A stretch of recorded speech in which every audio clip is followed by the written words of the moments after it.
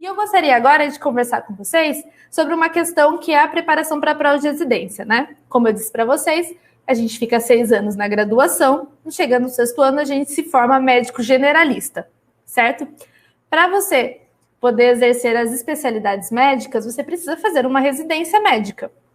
A residência médica, a gente presta uma prova que é tipo um vestibular, só que com pessoas já formadas em medicinas, para concorrer a vagas de residência médica.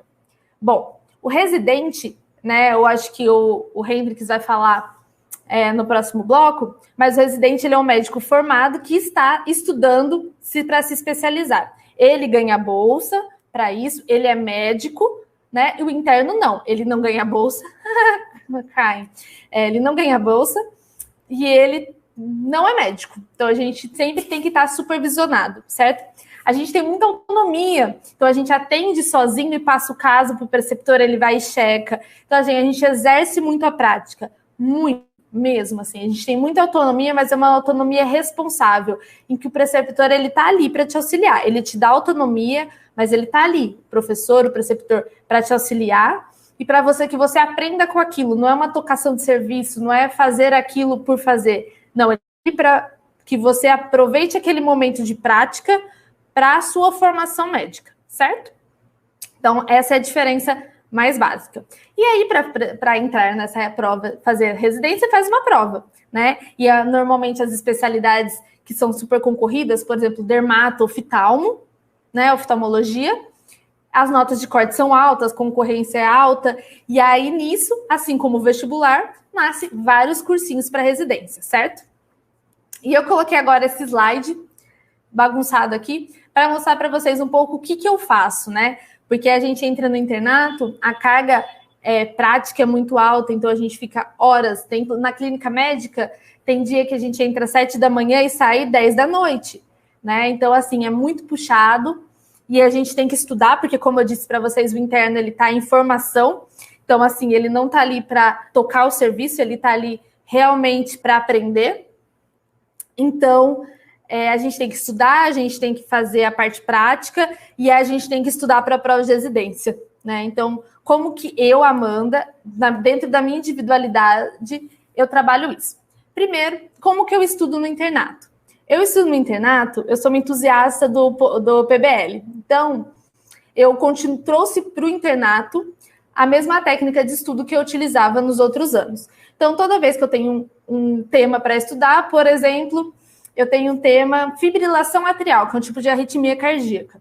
Como que eu vou estudar? Eu pego o meu resumo de anatomia e fisiologia cardíaca do coração, eu estudo a fisiologia e anatomia, pelo resumo que eu já tenho, que eu já construí. Como eu construo esses resumos? Muito com mapa mental, que é o que eu deixei aqui. E aí, a partir dessa base, de revisar essa base, eu vou para lá, para a etiologia, o que causa isso? Né, o que causa essa arritmia. Aí, a partir disso, eu vou entender como que isso causa a arritmia, entendeu? Que é a fisiopatologia, é como que essa alteração dessa etiologia causa a doença. E aí, a partir do momento que eu sei o que causa a doença e como ela causa, eu quero saber como que eu vejo, né? Como que eu olho para aquilo e eu desconfio que aquilo está acontecendo, que é o quadro clínico, que é as manifestações.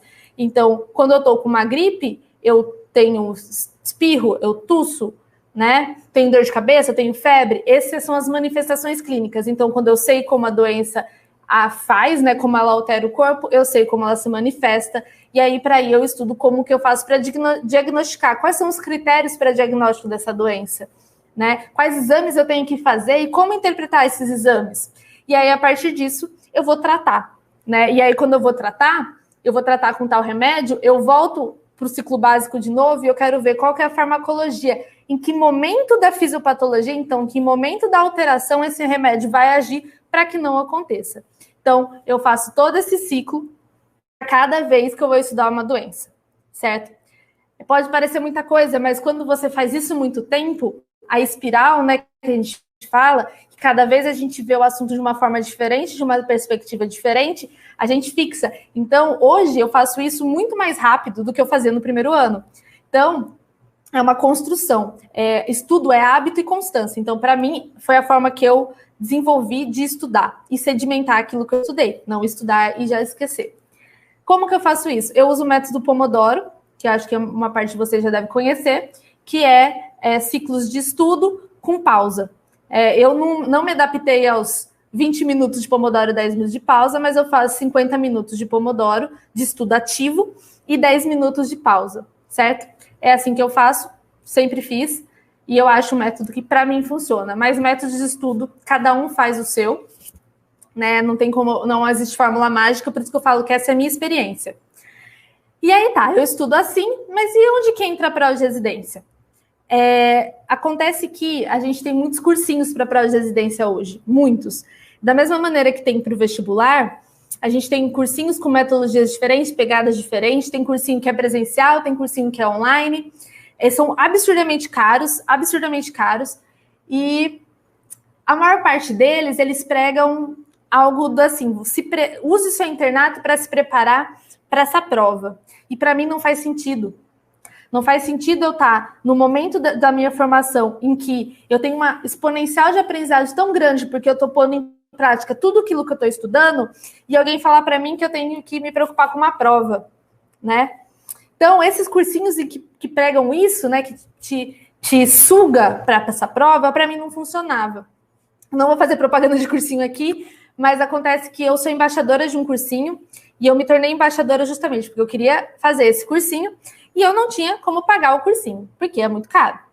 Então, o que uma embaixadora faz? Eu mostro minha rotina no meu Instagram de como eu me preparo utilizando a metodologia desse cursinho, certo? Como que eu peguei a metodologia desse cursinho e adaptei para a minha realidade? Eu pego a matéria do estágio ou a doença do paciente que eu estou vendo, né? Então, fibrilação atrial, eu pego isso daí, vou lá na minha listinha de assuntos que caem nas provas que eu vou prestar. Então, eu seleciono as provas que eu vou prestar, muito parecido com o que eu fazia no vestibular, e vejo quais assuntos que caem todos os anos. Fibrilação atrial tá nesses assuntos? Se ela tá, além do que eu expliquei para vocês dessa escadinha aí do estudo, o que eu faço? Eu tenho questões, né, das bancas que eu vou prestar, então eu vou prestar USP, Unicamp, Unesp, Unifesp, Einstein, eu pego as questões deste assunto que cai na prova, eu faço essas questões, e aí as decorebinhas ou coisa que cai todo ano, eu faço flashcard, que nada mais é do que um cartão com uma pergunta do lado e a explicação ou a resposta do outro. Dessa forma que eu faço. Agora, e se fibrilação atrial nunca cai na prova, o que é pelo contrário, cai todo ano. Mas se esse assunto nunca cair na prova, o que eu faço? Eu não vou estudar, porque é isso que o cursinho das provas de residência te diz. Que se não cair na prova, não deve ser estudado. Sim, eu estudo. Como? Por artigo, pelo UpToDate, que é uma ferramenta de consulta, né, que tem bem atualizada, médica, livro de referência, então os livros, né, de clínica médica, os Harrison, Cecil, os de clínica médica da USP, e eu faço um mapa mental desses assuntos. Então, o assunto que cai na prova, além de eu estudar por artigo, pelo UpToDate, fazer um mapa mental, eu faço questões e faço flashcard, que é para estudar para a prova, né? Isso me toma tempo?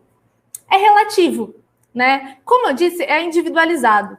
E eu falo sempre isso, todo ano eu dou palestra para o pessoal da minha escola sobre o vestibular. E organização é tudo. As coisas, né, levam tempo. E estudar é algo que consome tempo e consome energia. Então, se você não tiver uma organização, eu uso muito bullet journal, planner, eu me organizo coisas até básicas do meu dia, tipo, coloco café da manhã, almoço, janta, tipo, na minha agenda, para que eu consiga certamente assim estimar o tempo que eu vou levar para cada coisa. Então, eu me organizo muito.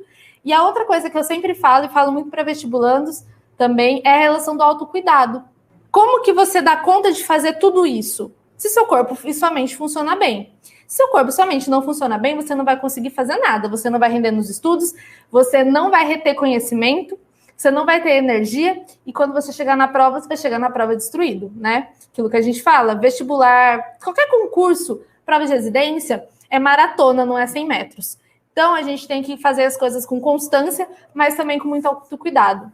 Então, na minha rotina, eu prezo muito por alimentação, atividade física e terapia. Terapia, acho que, assim, Se todas as pessoas tivessem acesso, seria algo que, assim, mudaria as relações humanas de uma forma muito intensa.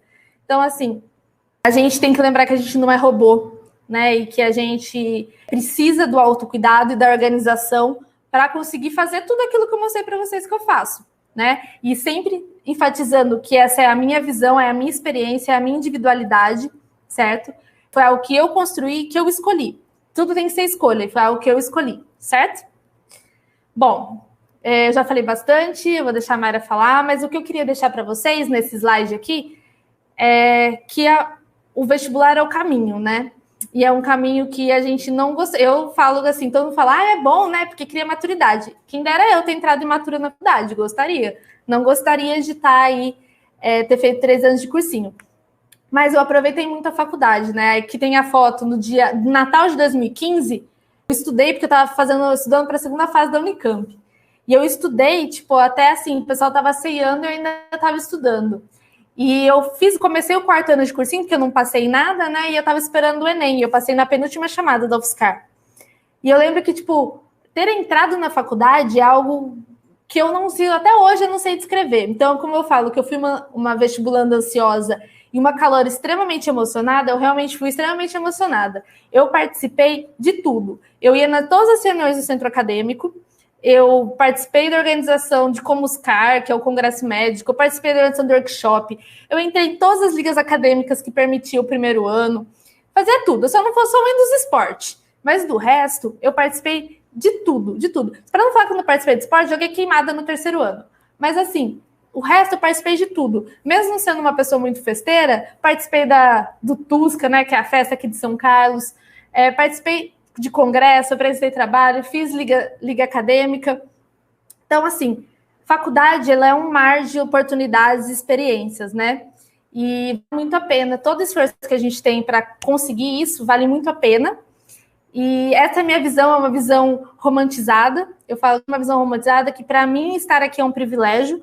E eu aproveito todas as oportunidades possíveis. E eu espero que ano que vem, né, todos vocês também possam poder experimentar essa sensação de ser aprovado e de ser um calor emocionado. Seja um calor emocionado, tire muitas fotos com jaleco, entendeu? E curta realmente essa fase. Aproveite as oportunidades, faça amizades. E a gente, espero ver alguns de vocês, né, se não todos, né, porque não dá, porque são só 40 vagas, mas alguns de vocês ano que vem. Certo? Vou passar a palavra para minha colega Mayra, que já passou pelo 5º ano, então ela tenha também a visão dela, a experiência dela. E estou aberta para perguntas no final. Estou à disposição de vocês. Abraço.